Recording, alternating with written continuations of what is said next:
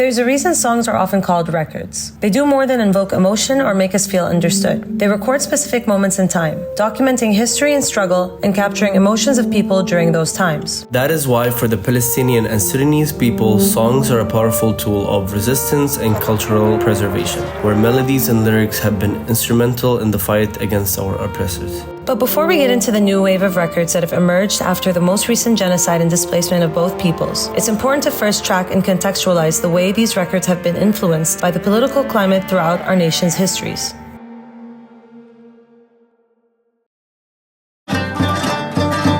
In Pre-Nakba Palestine, traditional folk genres like Ataba and Al-Ona were steeped in themes of love and joy in spite of the existing British colonial reign during that time. But one of the most recently repopularized records of resistance of that time is At-Tarwida Al-Shamaliya, which women relied on to convey secret messages to resistance fighters in their hiding places.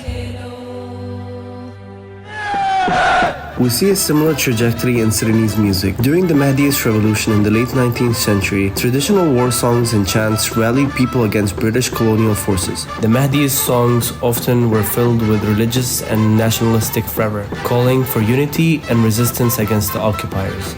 Unfortunately, much of this music remains undocumented, but the spirit of resistance it fostered lives on in Sudanese music today.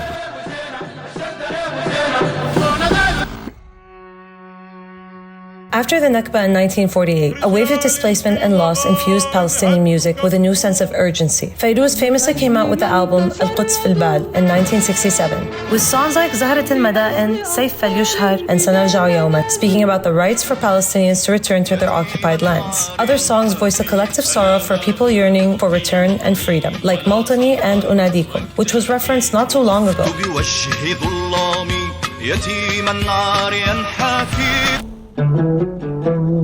In the 1940s, as Sudan sought independence, Haqiba music emerged. Khalil Farah's Azza Fi Hawak became an anthem of resistance, while the era also saw the rise of influential female artists like Aisha al-Falatiya and Hawa al-Taqtaga. These women used their music to challenge societal norms and colonial oppression, paving the way for future generations.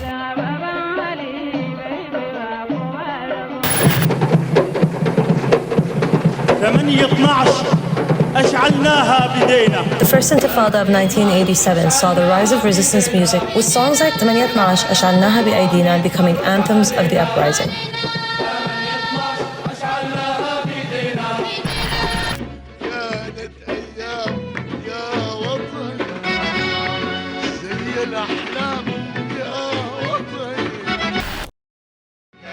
The 1950s marked the golden era of Sudanese music. Artists like Ibrahim al-Kashif and Sayyid Khalifa created songs that became synonymous with Sudanese nationalism and independence. Khalifa's Ya Watani, My Homeland, and al-Kashif, Ard al-Khair, The Land of Good, were central to the national consciousness. During the October Revolution of 1964, Muhammad al-Amin Malhamat October captured the spirit of the uprising against military dictatorship. This song, along with others, became a part of a new genre dedicated to commemorating the revolution. The Second Sudanese Civil War, which spanned from 1983 to 2005, saw artists like Muhammad Wardi and Omar Ihsas using their music to advocate for peace and unity. Wardi's Hanamnihu, We Will Build It, and Ihsas' work with his group Peace Messengers were direct responses to the political turmoil and violence of the time. Not forgetting the legendary Mahmoud Abdulaziz, aka Al-Hout, whose songs and music have touched people of different tribes, religions, and economic statuses in a nation that relied on the division of social classes.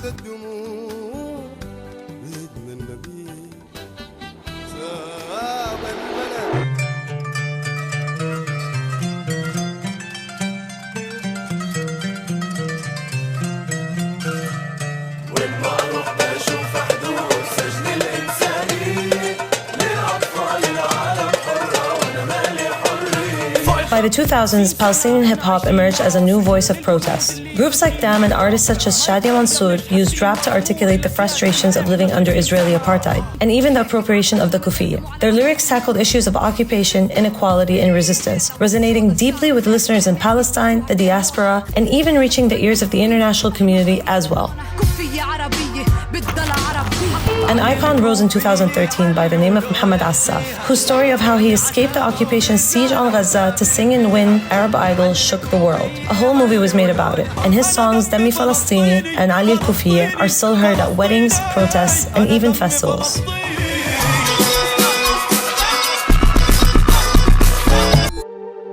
Today, artists like Shab Jdeed, Dabbour, and Bashar Murad continue this legacy. Even the diaspora has been more active than ever. After the unrelenting genocide in Gaza began, Belly, Saint Levant, MC Abdul, Eliana, and many Palestinian and non-Palestinian artists alike spoke volumes in their music, oftentimes sampling and referencing their predecessors.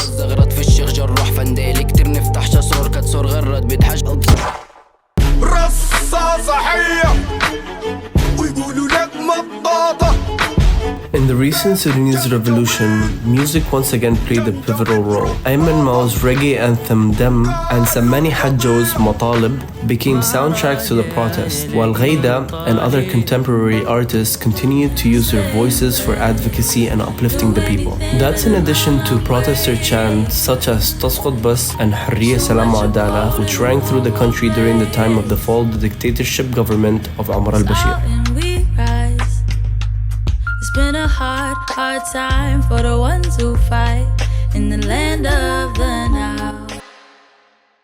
All that being said, while Zionist and Western imperialist propaganda are working overtime, it is our responsibility as artists and activists in the diaspora to never lose sight of our own narrative and history, so we don't end up accumulating misguided statements like this. Oh, it's Israel. No, I'll never ever say, yo, I got a problem with Israel. Never. The government. I got a problem with the Israeli government. We, as Sudanese and Palestinian artists, shoulder the responsibility of preserving the message of generations who fought before us and bypassing the censors and shadow bans through our own records of present day for our people. In the words of Emmanuel Jal, sometimes words are not needed, and the simplicity of expressing yourself through an art form is one of the best ways of communication.